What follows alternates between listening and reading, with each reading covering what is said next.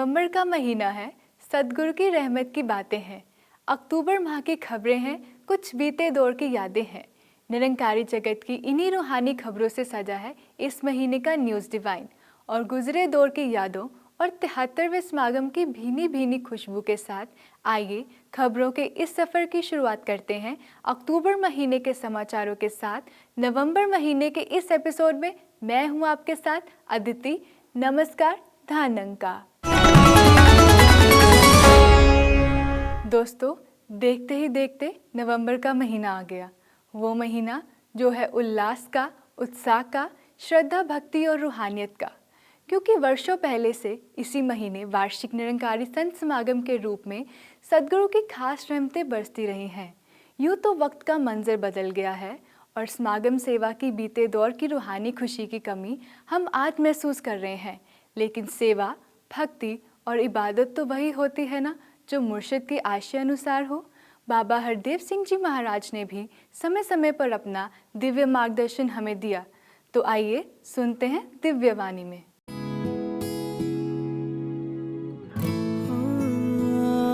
दिव्य वाणी।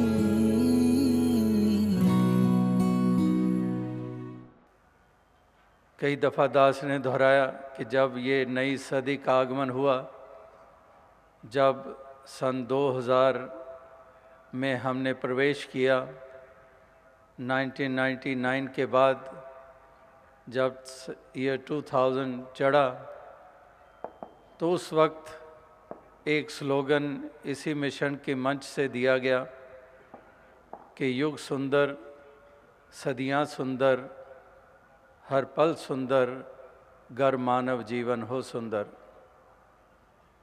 के युगों और सदियों और पलों लम्हों की सुंदरता, गर मानव जीवन हो सुंदर। जिन भावनाओं का जिक्र हो रहा है वो भावनाएं हृदय में घर कर जाती हैं तो जीवन सुंदर बन जाता है। यानी कि घड़ियों, लम्हे, युग, सदियां, उनकी महत्ता मन की सुंदरता के कारण है।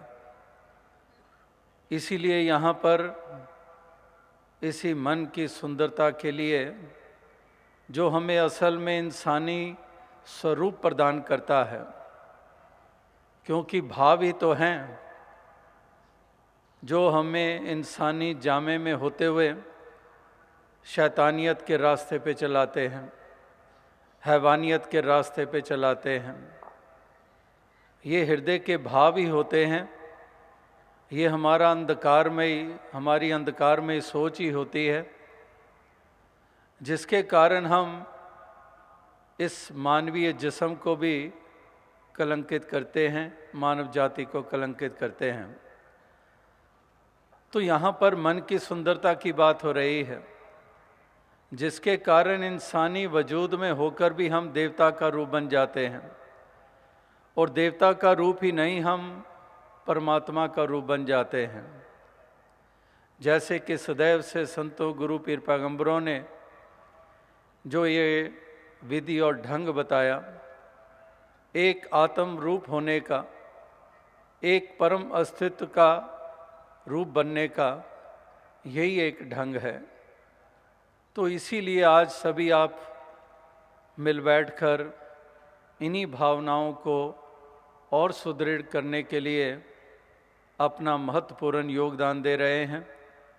इस समागम के अवसर पर जो मिशन का ध्येय है, उसके अनुसार ही जगह जगह पर रहने वाले आप, हिंदुस्तान के हर प्रांत से नुमाइंदगी यहाँ इन मैदानों में हो रही है, विश्व के अनेकों मुल्कों से हो रही है।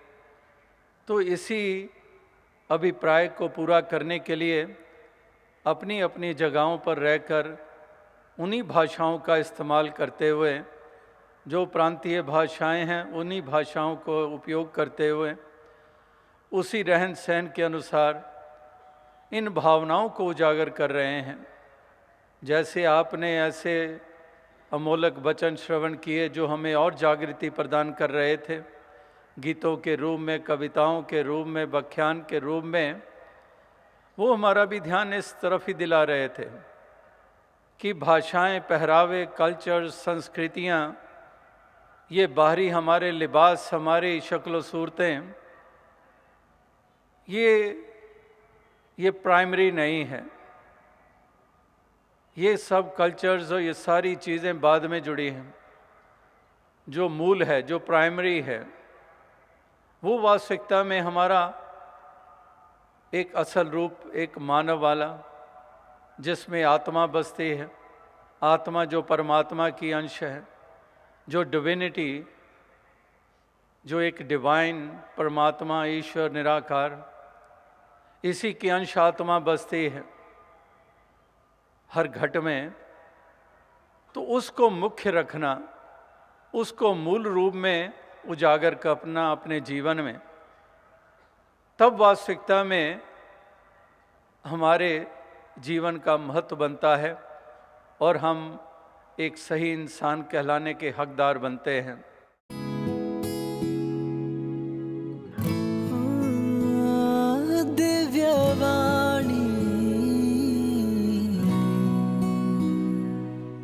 हम हमेशा से सुनते आए हैं कि तन मन धन परमात्मा का है, और तन मन धन की सेवा के लिहाज से हर साल समागम एक उल्लास भरे खुशियाँ लेकर आता रहा।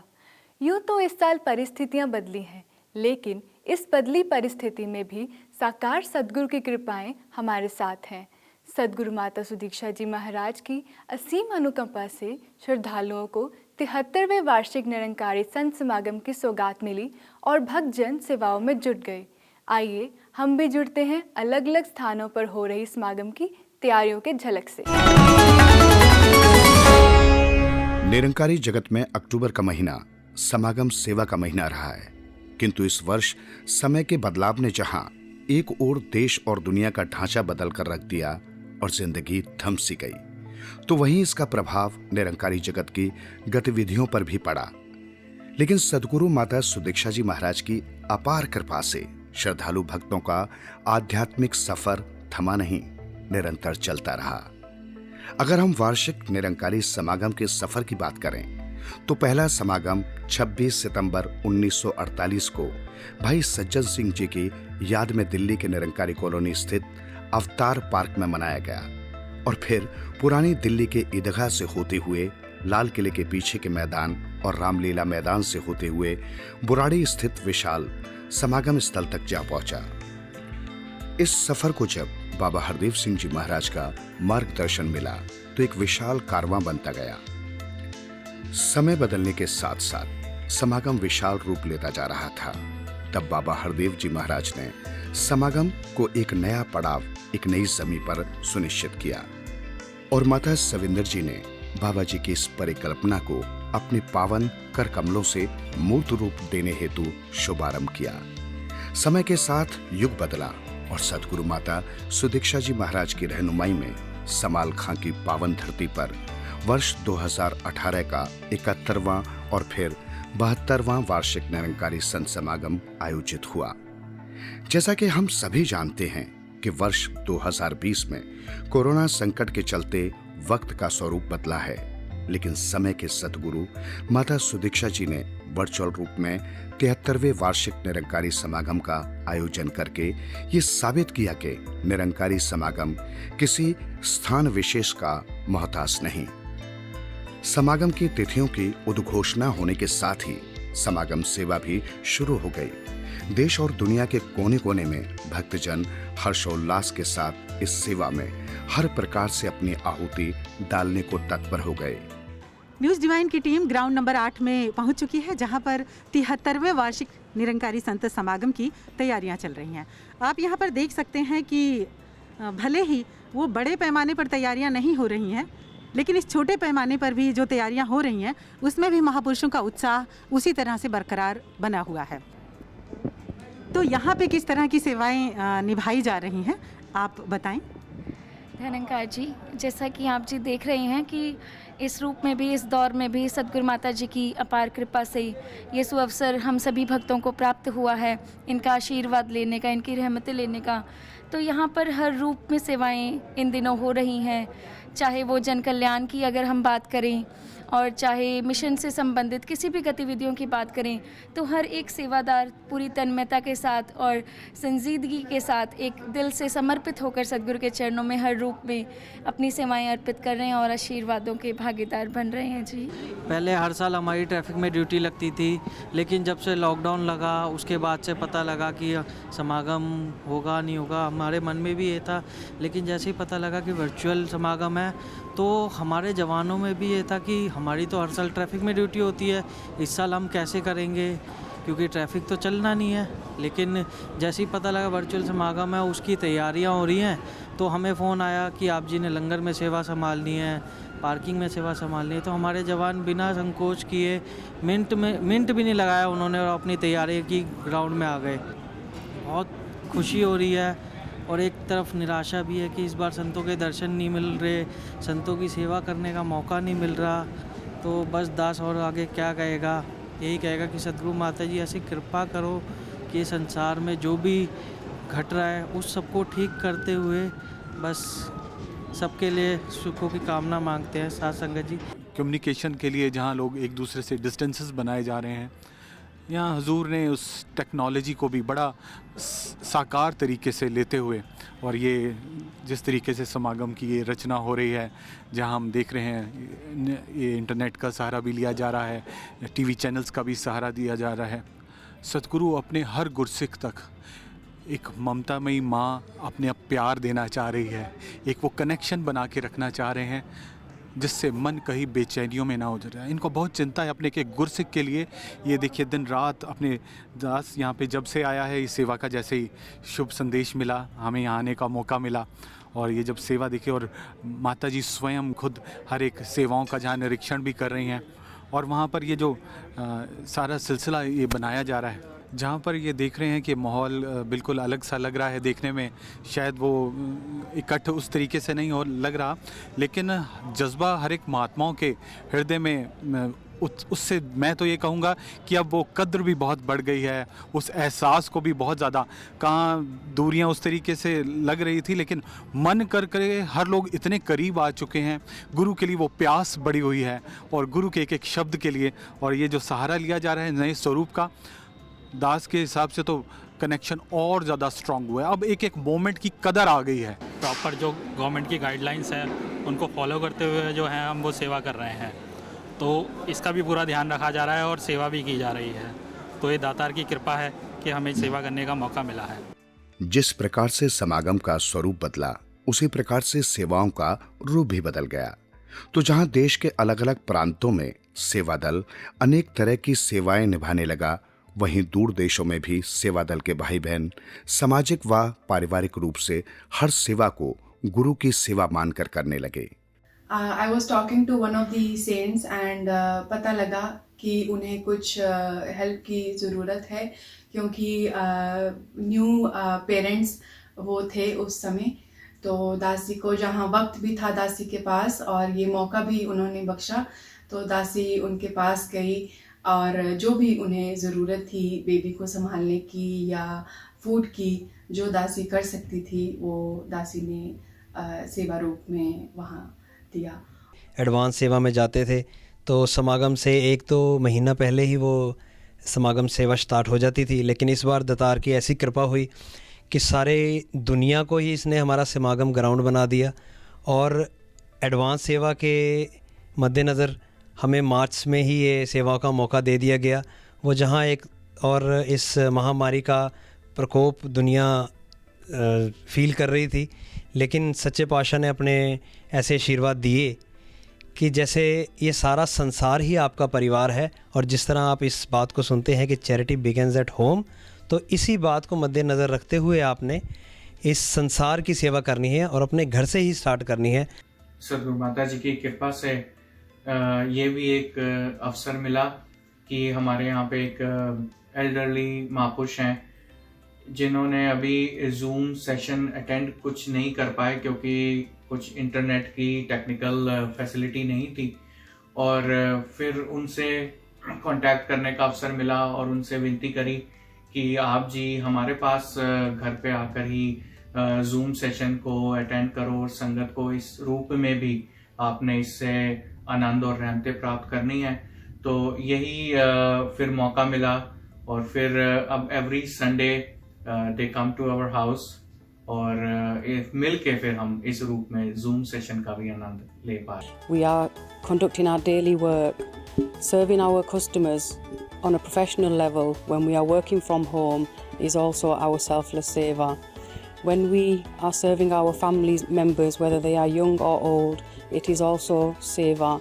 But if our seva done with seva bhav is the same and has a true meaning as serving in the Samagam grounds, when we are doing our household chores, whether it is cleaning up or washing up in the kitchen, our hands are doing the seva, but our mind is with Satguru Nirankar and in the Samagam grounds. सुखनीत जी, दासी ने माता जी की विचार सुनी जिसमें माता जी ने बताया कि इस बार वर्चुअल समागम होने जा रहा है, लेकिन हमने बिल्कुल भी सैड नहीं होना, क्योंकि जो सेवा है वो तो घर से ही शुरू होती है और सेवा का दायरा बहुत ही अपार है। उस विचार को सुनने के बाद आपके मन में क्या विचार आए और आपकी लाइफ में क्या चेंजेस आए? इस विचार को सुनने के बाद दास के जीवन में बहुत ही बड़ा परिवर्तन आया। दास पहले क्या करता था कि रोज़मर्रा के जितने भी काम होते थे वो एक काम को समझकर ही करता था, एक निराशा भरे मन से करता था, जैसे कि ये करना पड़ेगा ही। और ये विचार को सुनने के बाद सतगुरु माता जी के मुखारबिंद से आदेश को सुनने के बाद दास उन्हीं कामों को एक उत्साह से, एक खुशी भरे मन से उनको सेवा के रूप में करता था। तो उससे हमारे घर में एक खुशी भरा, एक आनंद भरा वातावरण बना और दास को देख के सभी परिवार के मेंबर भी सभी ही भाग के इसको एक सेवा के रूप में करने लगे। सो दास के जीवन में ये बहुत ही बड़ा परिवर्तन था। देश के कोने कोने में रहने वाले श्रद्धालु अपने अपने स्थानों पर ही अपनी भक्ति भावनाओं की प्रस्तुतिकरण में जुट गए।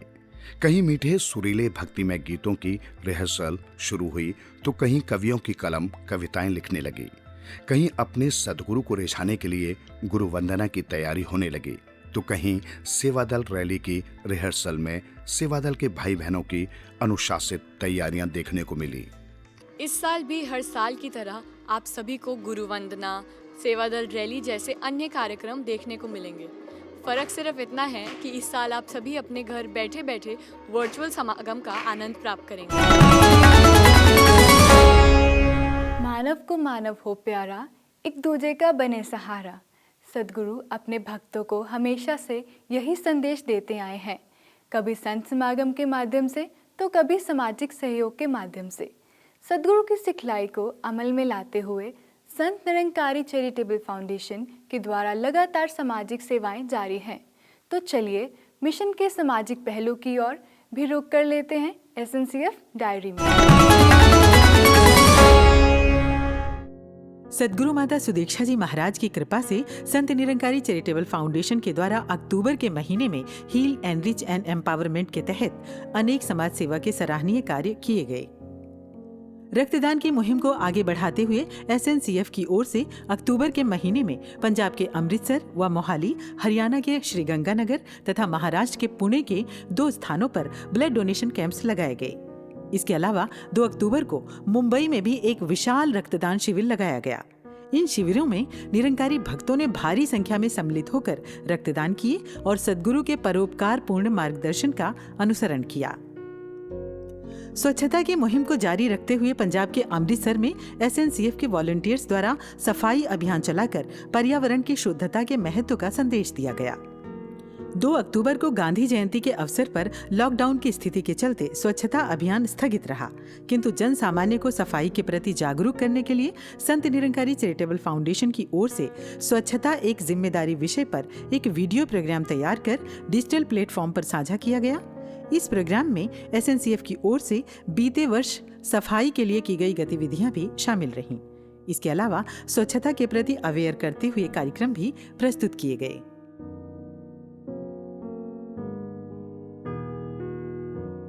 कोरोना संकट से मानवता को उबरने में सहयोग करते संत निरंकारी चैरिटेबल फाउंडेशन के द्वारा अनेक प्रकार की सेवाएं की जाती रहीं। इसी लड़ी में अक्टूबर के महीने में राजस्थान के सादुल शहर में लोगों को मास्क बांटे गए।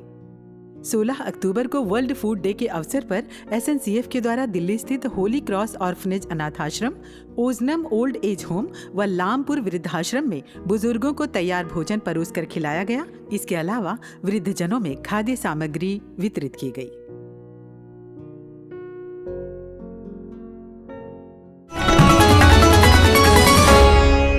दोस्तों, कहते हैं हर अवसर और हर परिस्थिति में जो भी कर्तव्य दिखाई दे उसे ही अपना धर्म समझकर पूरा करना चाहिए। जिस प्रकार से समागम के दौरान श्रद्धालु भक्त समागम सेवा को अपना धर्म मानकर स्वयं को समर्पित करते रहे, इसी प्रकार देश व दुनिया की विकट परिस्थिति में भी हर संभव मानवता की सेवा में अपना योगदान दिया। सद्गुरु की कृपा से ये सेवाएं दूर देशों में भी लगातार जारी रही। And now it's time to look at these activities in next segment, Mission Overseas.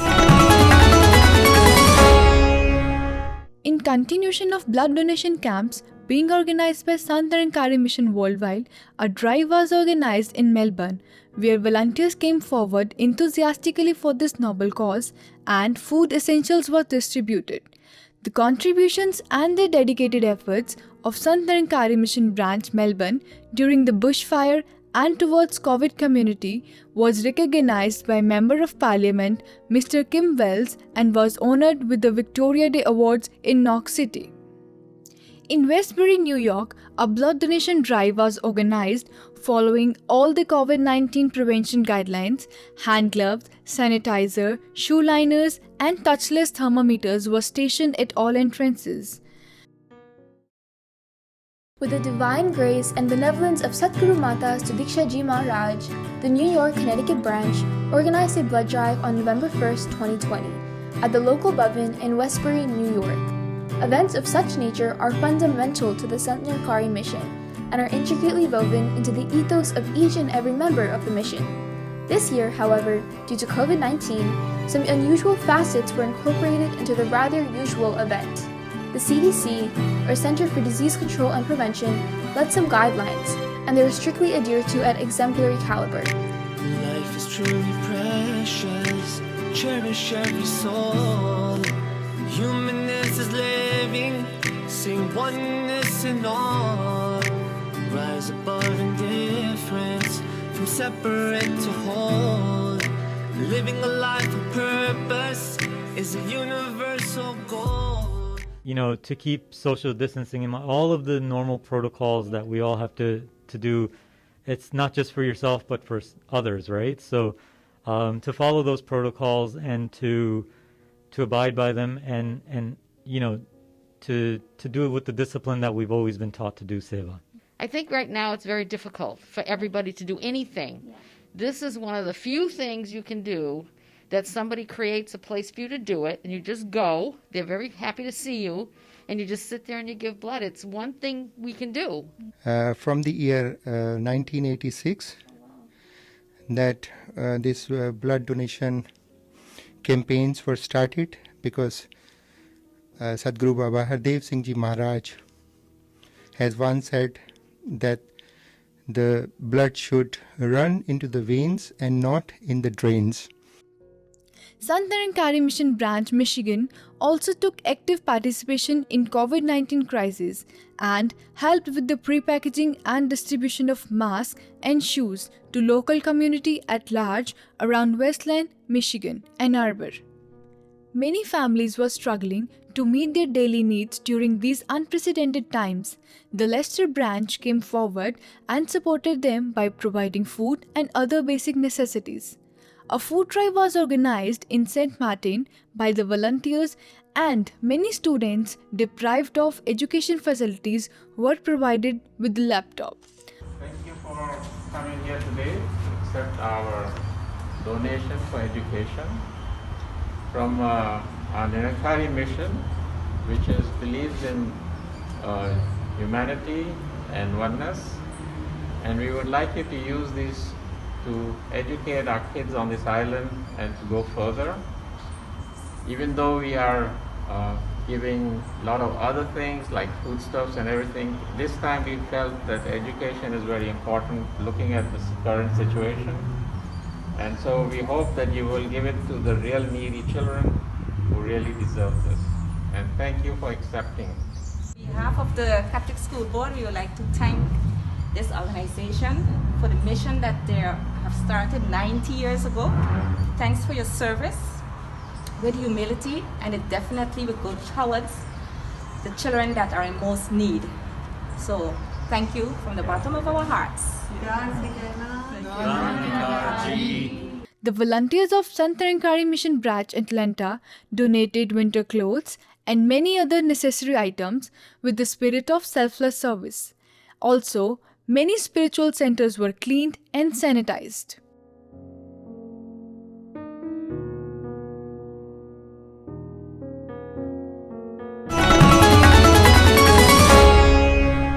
सद्गुरु माता सुदीक्षा जी महाराज फरमाते हैं कि सबके भले की कामना करते हुए आगे बढ़े, जिससे सारा संसार मानवता की खुशबू से महकता हुआ नजर आए। ऐसी ही दिव्य शिक्षाओं के लिए आइए जुड़ते हैं सद्गुरु संदेश से। सत्संगत जी, मिशन के बारे आप सब इतना सब जानते ही हैं, पर जो नए आए हैं उनके लिए दासी बहुत ब्रीफ में यही बताना चाहती है कि निरंकारी मिशन जो है वो सिर्फ इसी निरंकार को प्राथमिकता देता है। और वहीं से ही जो हमने संगत रूप में ये भी काफ़ी जो हमारे संस्कार हैं, जैसे कि लंगर खाने के समय हम एक दूसरे को भोग लगाते हैं, वो हम इसलिए करते हैं क्योंकि हर एक में निरंकार का अंश देखकर पहला निवाला उनको देते हैं। उसी तरह जो हम अरदास रूप करते हैं उसमें भी अरदास के माध्यम भी हमारा है कि किस तरह निरंकार को हमेशा ये एहसास लेते हुए कि निरंकार उपस्थित है, हर समय हमारे साथ है। और इसके लिए ये ज़रूरी नहीं है कि हमें सिर्फ इधर गुरु के आगे ही अपनी अरदास रखनी है। हम किसी भी महात्मा में वही निरंकार का अंश देखकर उनके आगे भी जो अरदास कर दें वो भी उतनी ही पूरी होती है। साथ ही साथ जो हम चरणों में एक दूसरे के धन निरंकार करते हैं वो भी यही है कि हम अपने अहंकार का त्याग कर रहे हैं। We are letting go of our ego and therefore for the in front of us whoever the person is, we bow down to the feet so that that is a symbolical way of getting rid of our ego and seeing the Niranकार in that person. उसी तरह जहाँ हम और भी ये जो हमारे mission के संस्कार हैं उनको अपनी जीवन में उसी तरह ढालें। और जो 3 स्तंभ हैं, जो 3 पिलर्स हैं जो सेवा सिमरन सत्संग के रूप में होते हैं, उसमें भी सेवा का भाव सिर्फ तन मन धन से तो है ही, साथ ही साथ सेवा का जज्बा होना कि किसी प्रेशर में नहीं, अपनी विलिंगनेस से वो सेवा करना। और कई बारी शायद शारीरिक रूप में उस टाइम सेवा नहीं भी कर सकते, पर मन में वो भाव होना कि सेवा करनी है तो वहीं पे भी सेवा परवान हो जाती है। इस दिव्य संदेश के बाद अब हम न्यूज़ डिवाइन के अंतिम पड़ाव पर पहुंच चुके हैं। चलते चलते आपको याद दिलाते चले कि 73वें वार्षिक निरंकारी संत समागम का आगाज़ हो चुका है। इसे आप 5, 6 और 7 दिसंबर को निरंकारी मिशन की वेबसाइट www.nirankari.org पर शाम 4:30 बजे से रात 9 बजे तक और संस्कार टीवी पर शाम 5:30 से रात 9 बजे तक देख सकते हैं। साथ ही इस समागम का ब्यौरा आप न्यूज़ डिवाइन के अगले एपिसोड में देखेंगे। तो 73वें निरंकारी संत समागम की शुभकामनाओं के साथ दीजिए इजाज़त अदिति को। नमस्कार, धन्यवाद।